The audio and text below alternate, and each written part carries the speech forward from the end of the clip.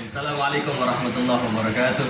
Waalaikumsalam warahmatullahi wabarakatuh. Alhamdulillahi rabbil alamin wa bihi nasta'inu ala umuri dunya waddin. Wassalatu wassalamu ala asyrafil anbiya'i wal mursalin sayyidina wa maulana wa nuri qulubina wa tabibi anfusina Muhammadin Allahumma salli wa sallim wa barik alaihi wa ala alihi wa sahbihi ajma'in.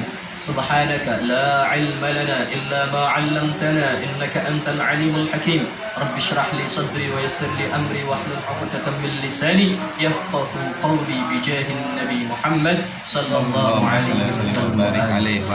Alhamdulillah, puji syukur kita panjatkan kehadirat Allah Subhanahu wa taala yang sampai detik ini masih memberikan kepada kita kenikmatan yang luar biasa. Kenikmatan yang tak terhitung jumlahnya. Wa in ta'uddu ni'matallahi la tuhsuha. Jika kalian hendak menghitung-hitung nikmat Allah, la tuhsuha, tak akan pernah sampai kalian pada akhir hitungan kalian. Meskipun umur kalian digunakan untuk menghitung setiap jengkal nikmat Allah, maka habis umur kalian, habis umur kita, sedangkan nikmat Allah masih begitu banyak yang belum terhitung. Yang kedua, salawat salam semoga selalu tercurahkan kehadirat baginda Nabi besar Muhammad sallallahu alaihi wasallam. Nabi yang pada hari-hari ini, yaitu pada tanggal belasan Ramadan, tepatnya pada tanggal 11 Ramadan kemarin, baginda Nabi kita merasakan kesedihan yang luar biasa. Pada saat itu saking sedihnya Nabi sampai-sampai tahun tersebut disebut sebagai Amul Huzun, tahun kesedihan bagi Nabi. Dua orang pilar utama penyangga dakwah baginda Nabi Muhammad meninggal pada tahun tersebut, yaitu Sayyidina Abdul Muttalib, kakek Nabi, dan juga Sayyidina Abu Talib, paman Nabi, dan juga istri tercinta beliau Sayyidah Khadijah. Dan Sayyidah Khadijah Al-Kubra, istri beliau, itu meninggal pada tanggal 11 Ramadan. Maka kita niatkan pertemuan kita kali ini, majelis kita kali ini adalah untuk mengenang dzikrayat, manaqib, menyebut-nyebut kebaikan Sayyidah Khadijah Al-Kubra. Dan beliau adalah sosok perempuan yang sangat luar biasa. Bagaimana tidak, hanya beliau sosok perempuan yang pernah mendapatkan salam langsung dari Allah Subhanahu wa taala, juga malaikat Jibril.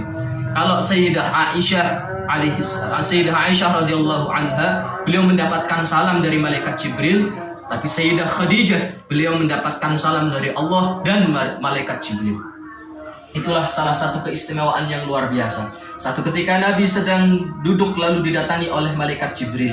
Malaikat Jibril berkata, sebentar lagi istrimu Sayyidah Khadijah akan datang kemari. Maka ketika dia datang, sampaikanlah salam dari Allah, dan juga aku pun kirim salam untuknya. Maka ketika itu benar datang Siti Khadijah. Nabi pun mengatakan salam tersebut, wahai Khadijah, engkau mendapatkan salam dari Allah, dan engkau pun mendapatkan salam dari malaikat Jibril. Ya Allah, Siti Khadijah orangnya masih di dunia sudah mendapatkan salam keselamatan dari Allah Subhanahu wa taala. Kenapa beliau mendapatkan keistimewaan yang luar biasa? Kenapa bahkan beliau tidak bisa tergantikan posisinya di dalam hatinya Nabi? Karena Siti Khadijah adalah satu-satunya wanita yang paling getol memberikan segalanya untuk Nabi Muhammad. Beliaulah satu-satunya wanita yang paling banyak memberikan sumbangsih untuk tersebarnya Islam, untuk lancarnya dakwah Nabi Muhammad. Kita tahu Siti Khadijah itu menikahi Nabi Muhammad. Sebenarnya Siti Khadijah telah mendapatkan kabar, telah mendapatkan informasi dari sepupunya Waraqah bin Naufal bahwa kelak akan muncul Nabi terakhir, Nabi yang paling mulia di antara semua Nabi, dan Nabi tersebut akan muncul di kota Mekah. Ciri-cirinya seperti ini dan seperti itu. Beliau dapatkan informasi tersebut dari Sayyidina Waraqah bin Naufal, dan beliau dapati semua ciri-ciri itu cocok dalam diri seorang pemuda berusia 25 tahun bernama Muhammad bin Abdullah. Maka dari situlah Siti Khadijah berniat untuk mengawini beliau.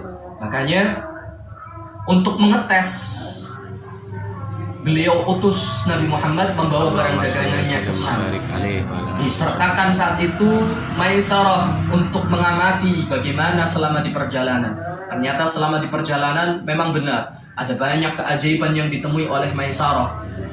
Awan yang selalu mengikuti Nabi Muhammad agar beliau terlindung dari panasnya sinar matahari. Kemudian akhlak beliau sangat luar biasa selama dalam perjalanan. Sampai demikian Siti Khadijah pun bulat tekadnya untuk menikahi Nabi Muhammad. Dan setelah menikah kepada Nabi Muhammad, Maisarah laki-laki ya? Laki-laki. Mesti dijelaskan biar berarti Nabi pergi sama laki-laki kan? Iya, Maisarah itu nama laki-laki. Maisarah itu nama budak laki-laki Siti Khadijah. Jangan salah tafsirkan. Ya memang akhirnya itu berakhiran huruf tak marbutoh. Tapi tidak semua nama yang berakhiran tak marbutoh itu mesti cewek. Enggak. Maisarah itu nama cowok. Sayyidina Hamzah, paman Nabi, namanya terakhirnya tak marbutoh. Beliau cowok, bahkan sangar. Baik, kita lanjutkan. Setelah Nabi menikah dengan Siti Khadijah, yang mana Siti Khadijah yang melamar Nabi Muhammad, hiduplah Nabi Muhammad bersama Siti Khadijah mengarungi bahtera rumah tangga selama 25 tahun. Dan selama 25 tahun itu Nabi tidak pernah berpoligami karena beliau telah cukup dengan Siti Khadijah. Siti Khadijah ini menjadi rebutan. Beliau diperebutkan orang-orang Mekah. Sangat banyak yang ingin menikahi Siti Khadijah. Kenapa? Beliau itu seorang perempuan yang memiliki nasab yang sangat bagus. Beliau itu darah ningrat, darah biru.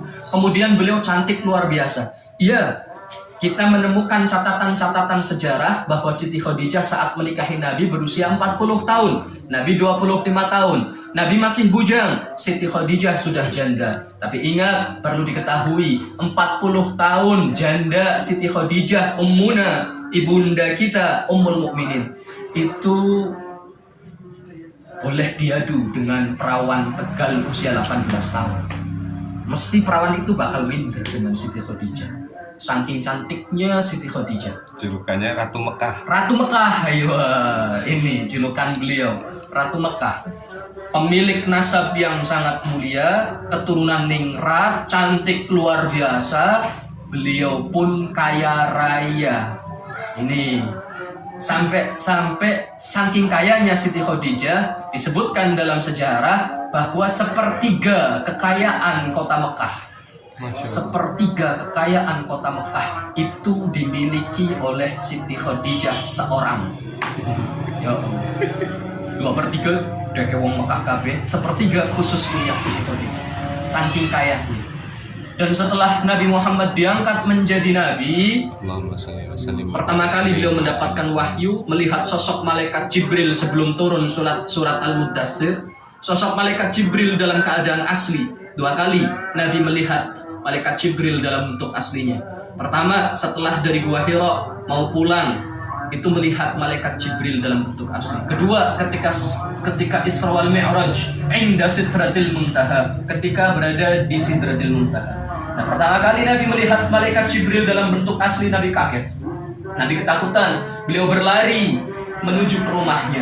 Beliau ketika mengetuk pintu dengan begitu tergesa, dibuka pintu tersebut oleh Siti Khadijah. Inilah salah satu riwayat yang menunjukkan betapa cantiknya Siti Khadijah. Begitu Nabi membuka pintunya, separuh kegelisahan dan rasa takut dalam diri Nabi itu sudah hilang hanya dengan menatap kecantikan wajah Siti Khadijah. Sallallahu alaihi Nabi Muhammad. Lalu setelah itu Nabi masuk, kemudian beliau meminta kepada Siti Khadijah, "Zammiluni, dathiruni." Selimuti aku menggigil ketakutan.